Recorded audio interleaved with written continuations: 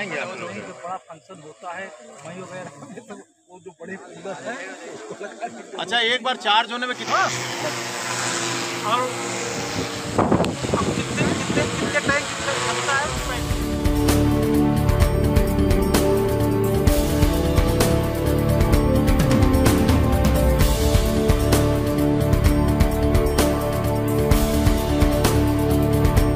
साथियों नमस्कार, आप देख रहे हैं न्यूज आप तक। मैं हूं रामकरण सिंह।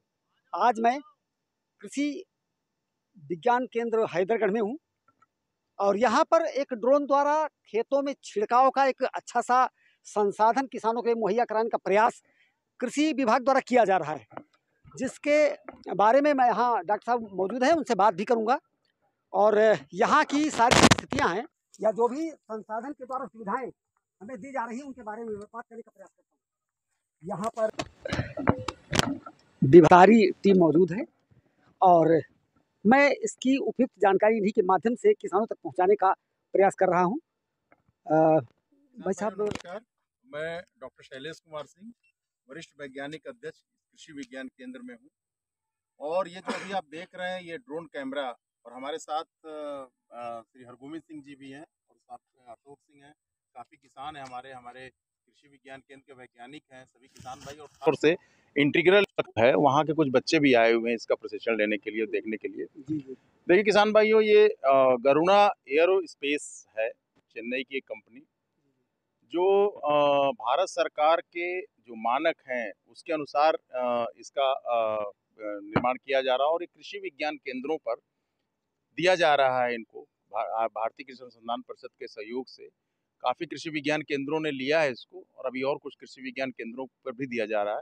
इसमें आपका भी कृषि विज्ञान केंद्र है जहाँ बहुत ही जल्द आने वाला है। डॉक्टर साहब मैं एक जानकारी ये लेना चाहता हूँ कि अभी जो ड्रोन से आपने छिड़काव दिखाया है ये छोटे किसान के लिए तो उपलब्ध है नहीं, ये सुविधा यहीं से मिलेगी या कोई इसकी और व्यवस्था? देखिए ये इसका फायदा क्या है, पहले ये देखिए।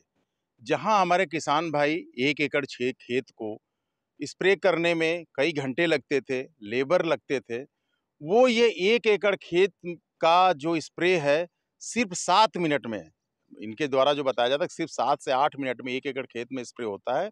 और जो दवा की मात्रा है वो भी काफ़ी, और पानी और दवा की जो मात्रा है जो लीटरों में जाता था, 100 लीटर, 150, 200 लीटर, वो सिर्फ 10 से 12 लीटर पानी में जो है पूरा स्प्रे होता है और 7 मिनट में 1 एकड़ खेत में स्प्रे किया जाता है। जो बात कर रहे हैं इसकी लागत, इसकी कॉस्ट अभी बहुत ज़्यादा है। और दूसरा चीज़ कि इसको उड़ाने के लिए एटीसी से परमिशन की भी ज़रूरत पड़ती है। इनके पास परमिशन होगा, शायद आप लोग के पास इसका परमिशन भी होगा। परमिशन के बाद इसका लाइसेंस बनता है। तो जब हमारे कृषि विज्ञान केंद्र पर आएगा और जब हमारे किसान भाई हैं उनको हम प्रदर्शन के तौर पर, जब हमको परमिशन मिल जाएगी, हमको लाइसेंस बन जाएगा, तो उनके खेत पर कृषि विज्ञान केंद्र इस ड्रोन के माध्यम से प्रदर्शन भी कराएगा, जिससे कि हमारे किसानों को इसके बारे में जानकारी मिले कि इससे क्या फ़ायदे हैं और हमारी कितनी बचत हो रही है। और जो कीड़े मकोड़ों को पर जो कंट्रोल है वो बहुत फास्ट है इसके द्वारा।